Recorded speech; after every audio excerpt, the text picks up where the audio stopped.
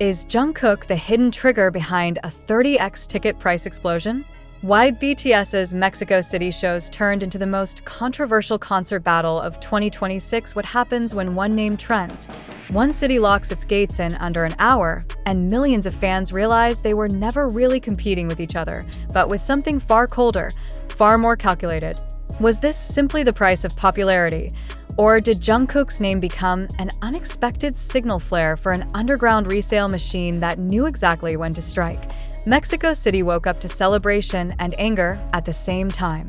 In just 37 minutes, all tickets for BTS's three-night stop in the city as part of the BTS World Tour, Arirang, were gone.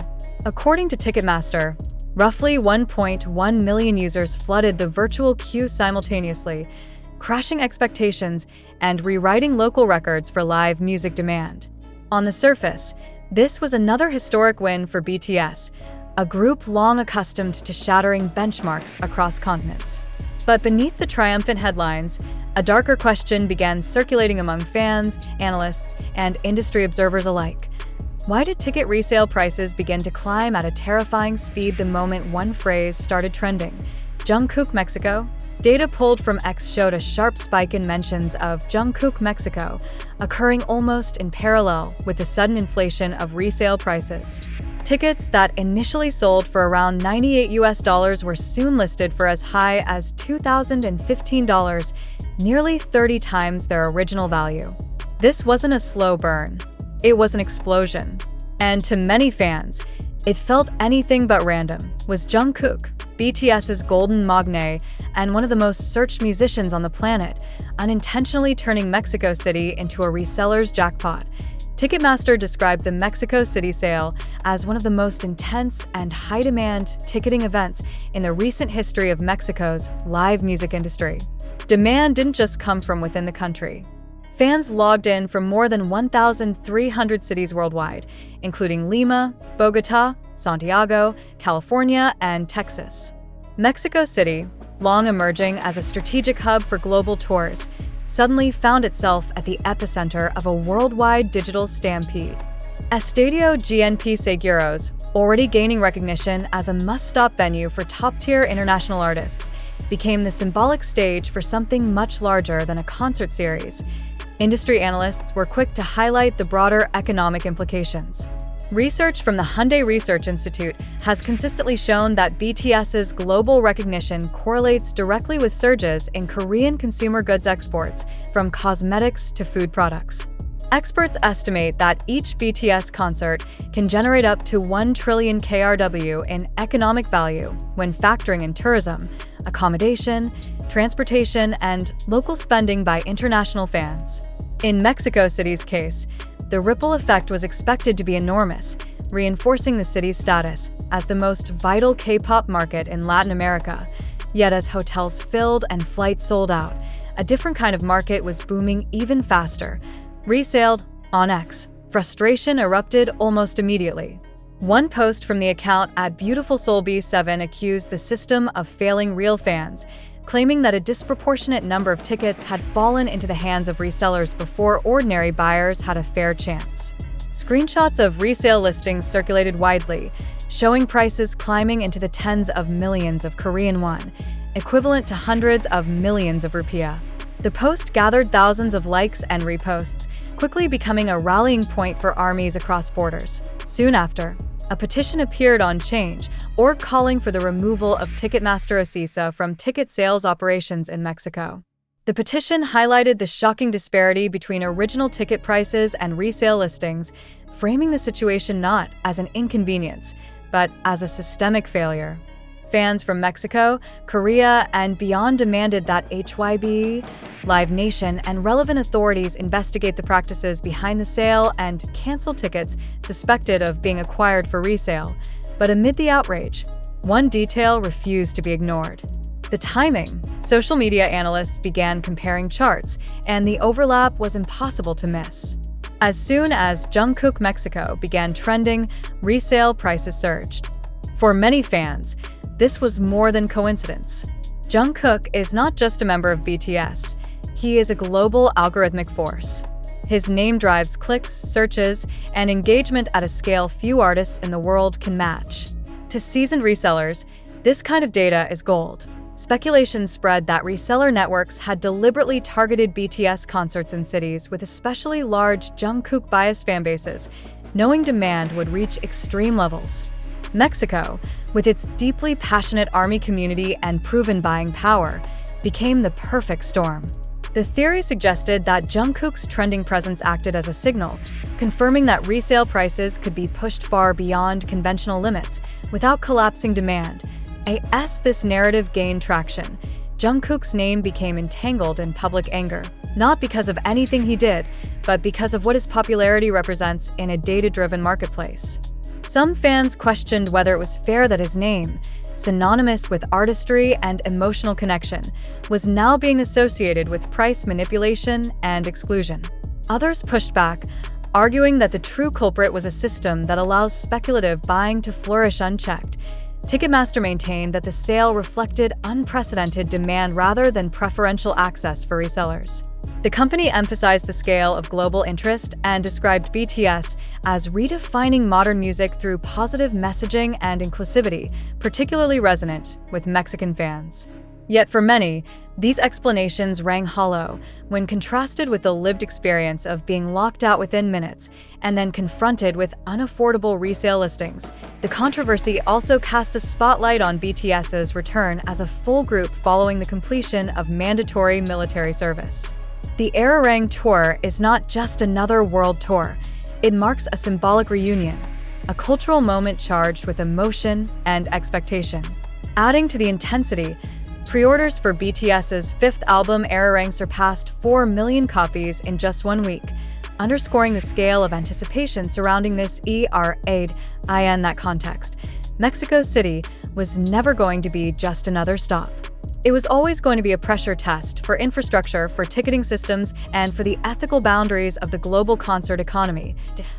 Where does Jungkook stand in all of this? Is he truly a magnet for resellers, or simply the most visible symbol of a demand so overwhelming that it breaks existing systems? The data suggests his name carries measurable market impact, but responsibility is far more complex. What this episode reveals is not the danger of popularity, but the vulnerability of fans when passion meets profiteering. As industry observers look ahead to the remaining stops of the Arirang World Tour, the Mexico City controversy looms large. Will safeguards be strengthened? Will resale practices face real consequences? Or will this become the new normal, where emotional connection is quietly monetized by those watching trends instead of stages? One thing is certain. BTS's influence continues to move economies, cultures, and conversations across the globe. But in Mexico City, it also forced an uncomfortable question into the spotlight. In an era where names trend faster than tickets can sell, who truly gets to be in the audience, and who is left watching from the outside, priced out by the very love that brought them there, and perhaps the most unsettling question of all remains unanswered. If one trending name can shift prices by 30 times in a matter of hours, what does that mean for the future of live music, where emotion is priceless, but access is not? And that unanswered question continues to ripple far beyond Mexico City, stretching into every market BTS is scheduled to touch next. Because what happened in Mexico did not stay in Mexico. In the days following the sellout, global fan communities began cross-checking patterns. Similar spikes in resale prices were quietly observed in other cities on the Arirang Tour route, but none with the same velocity or scale as Mexico City. Analysts began asking why. Was it the size of the venue? The concentration of international travelers? Or was it something more specific, something tied to a single gravitational center within BTS's global ecosystem? Once again, the data pointed back to Jungkook.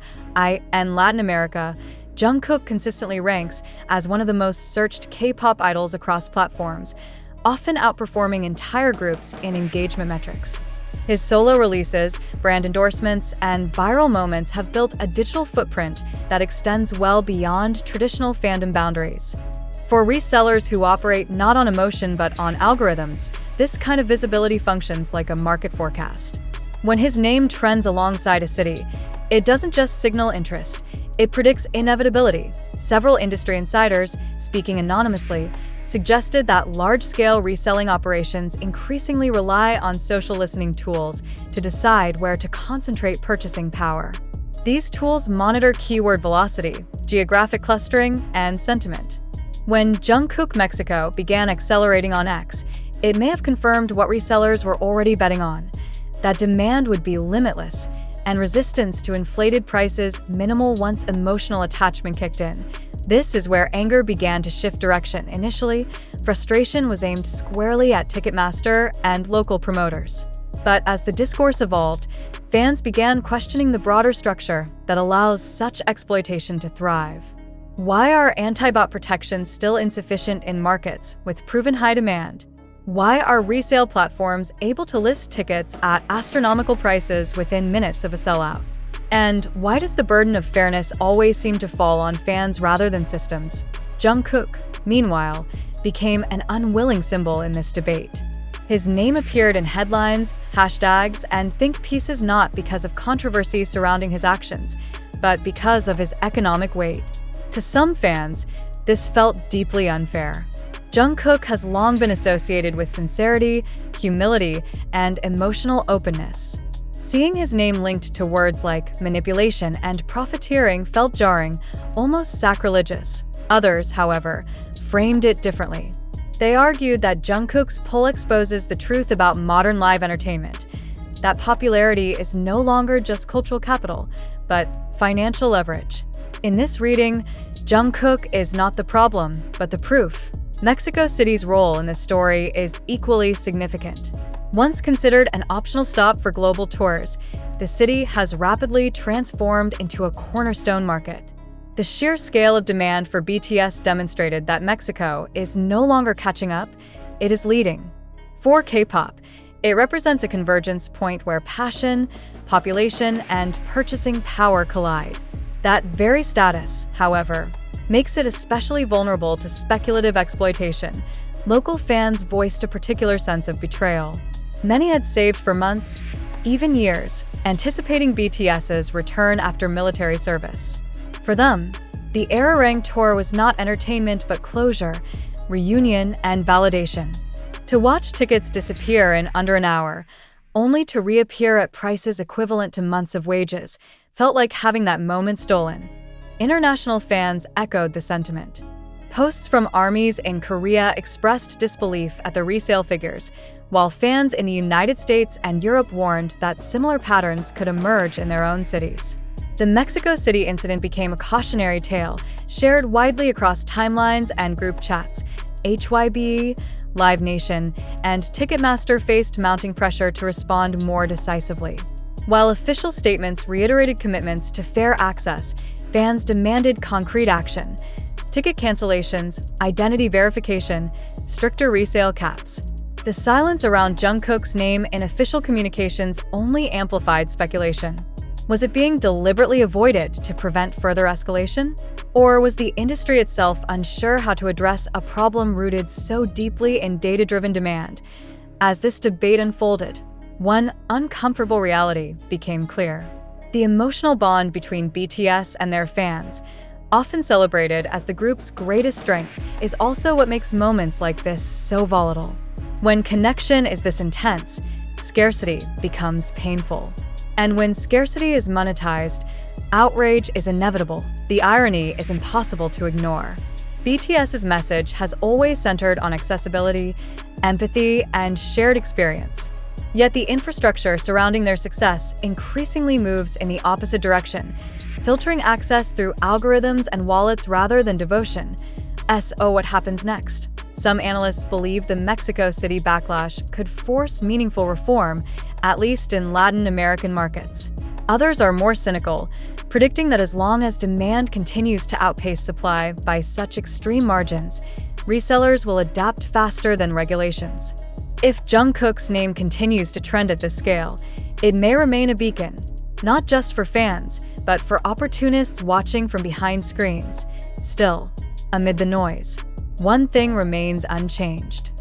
The core reason this controversy exists is not greed, but love. Love powerful enough to sell out stadiums in minutes. Love strong enough to move economies. Love intense enough that people are willing to pay impossible prices just to be present in the same space as 7 artists who have shaped a generation. And that brings the story back to its most human question. In a world where data predicts desire before tickets even go on sale, can live music still belong to the fans who build it?